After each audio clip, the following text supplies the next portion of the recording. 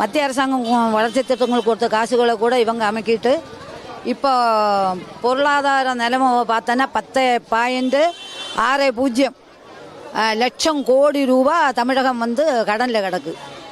இப்படி வந்து இதே நேரத்தில் வந்து யோகி ஆதித்யநாதோட ஆட்சி அந்த உத்தரப்பிரதேசில் அவங்க வந்து இருப்பு கணக்கு கட்டியிருக்கு, இவங்க வந்து கடன் கணக்கை கட்டுறாங்க. அப்போ அந்த மத்திய அரசாங்கம் கொடுத்த பணம் எல்லாம் எந்த பக்கம் போச்சுன்னு தெரியல, அது என்ன பண்ணாங்கன்னு தெரியாது.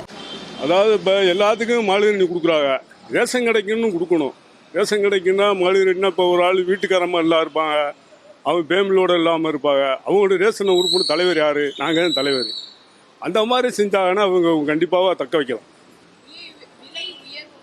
விலை ரொம்ப ஓவர் பூரா பஸ் கட்டணம்ன்றாங்க. பஸ் கட்டணம்னு சொன்னால் பஸ்ஸில் அவங்கன்னா டிக்கெட்டு எல்லாமே லைனில் இருக்கா. அப்போ 100 ரூபா நோட்டு மாற்றணும்னா அப்போ வந்து 500 ரூபா 100 ரூபா நோட்டு 500 ரூபா மட்டும் இருக்குது. அந்த மாதிரி தான் இருக்குது இப்போ உள்ள தமிழ்நாட்டோட கலாச்சாரமே. அப்படித்தான்.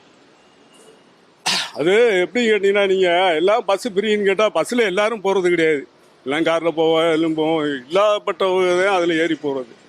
அதுவும் சில நேரத்தில் வர மாட்டுக்கு, வைக்க மாட்டுக்கு, அந்த பல பிரச்சனைகள்லாம் இருக்குது. எல்லோரும் ஒன்று சொல்லுவாங்க, நம்ம அப்படிலாம் கிடையாது. விருப்பம் இல்லைண்ணா, அவரோட ஆட்சியில் இருக்கிறது வந்து ரொம்ப கஷ்டம். ஏன்னா அவர் பண்ணுறது எல்லாமே வந்து நல்லதுன்னு நினச்சி செய்கிறாரு. இந்த பாலம் கட்டுறது, இதை போய் அந்த பூங்கா கட்டினேன் அப்படின்னு எல்லாமே பெருமையாக சொல்கிறாங்க. ஆனால் அவர் பண்ணுறதுல வந்து தப்பு பண்ணுற இடத்துல அது தப்பு நடக்காத அளவுக்கு பார்த்தா தானே கரெக்டாக இருக்கும். ஆனால் தப்பை பண்ண விட்டுட்டு அதுக்கப்புறமா எனக்கு தெரியாத நம்ம என்ன இந்த திருப்பரங்குன்ற விளக்கு அதுக்கே கூட ஏதாவது ஒரு பிரச்சனை முடிவு வந்துச்சா, அதை கோர்ட்டு கேஸுன்னு இழுத்து ஒரு பிரச்சனையாகி ஒரு ஏதோ முஸ்லீமுக்கும் இந்துக்கும் ஏதோ சண்டை மதக்கலவரம் நடக்கிற மாதிரி பண்ணாங்க.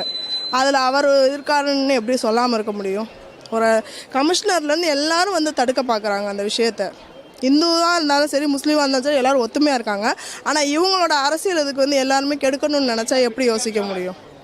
அதனால் அவரோட ஆட்சியில் வந்து என்ன சொல்கிறேன்னா, திமுக ஆட்சி இருக்கிறதே வந்து சுத்தமாக பிடிக்கல.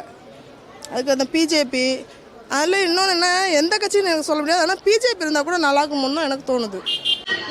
அது இப்போ இருக்கிற ஆளுங்கட்சி எதிர்கட்சியா, அது ஒன்று எடப்பாடி வரணும், இல்லைன்னா தாவேக்கா வரணும்.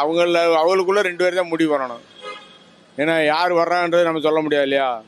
எங்கள் வீட்டு உள்ள 4 ஓட்டுருக்கு 4 ஓட்டுமே திமுகவை தான் போடுவோம்.